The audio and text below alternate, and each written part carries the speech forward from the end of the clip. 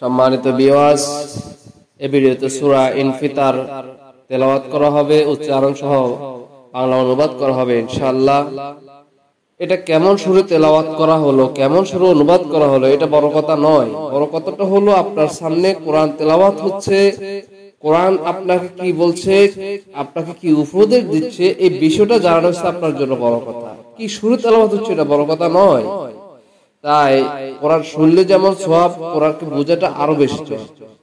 তাই সওয়াবের নিয়তে, কোরআনকে শিখার নিয়তে, কোরআন থেকে শিক্ষা গ্রহণের নিয়তে বিরতি ধৈর্য সহকারে শোনার জন্য অনুরোধ করছি। আউযু বিল্লাহি মিনাশ শাইতানির রাজীম। বিসমিল্লাহির রাহমানির রাহিম। ইযাস সামাউ ফাতারাত, যখন আকাশ বিদীর্ণ হবে। ওয়া ইযাল কাওয়াকিবুন তাসারাত, যখন নক্ষত্র সমূহ জ্বলে পড়বে। ওয়া ইযাল বিহারু ফুজ্জিরাত, যখন সমুদ্রকে উত্তাল করে তোলা হবে।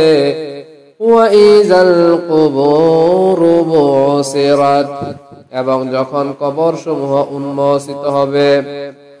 আলিমাত নাফসুম মা কদ্দামাত ওয়া আখখারাত, তখন প্রত্যেকেই জেনে নিবে সে কি আগে প্রেরণ করেছে এবং সে কি পিছনে ছেড়ে এসেছে।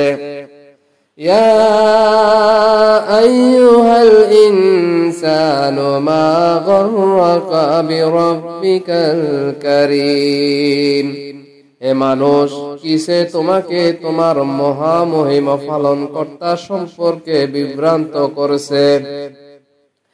আল্লাযী খালাকা ফাসাওয়াকা ফাআদালাকা, যিনি তোমাকে সৃষ্টি করেছেন অতঃপর তোমাকে সুবিন্যস্ত করেছেন এবং সুষম করেছেন। ফি আই সূরাতিন মা শাআ রাক্কাবাক, যিনি তোমাকে তার ইচ্ছা মতো আকৃতিতে গঠন করেছেন। কাল্লা বাল তুকাযযিবুনা বিদ্দীন, কখনো কখনো বিভ্রান্ত হইও না, বরং তোমরা দান প্রতিদানকে মিথ্যা মনে করো। ওয়া ইন্না আলাইকুম লাহাফিজিন, অবশ্যই তোমাদের উপর তত্ত্বাবধায়ক নিযুক্ত আছে। কিরামান কাতিবিন, সম্মানিত আমল লেখক বৃন্দ। ইয়ালামুনা মা তাফআলুন, তারা জানে যা তোমরা করো।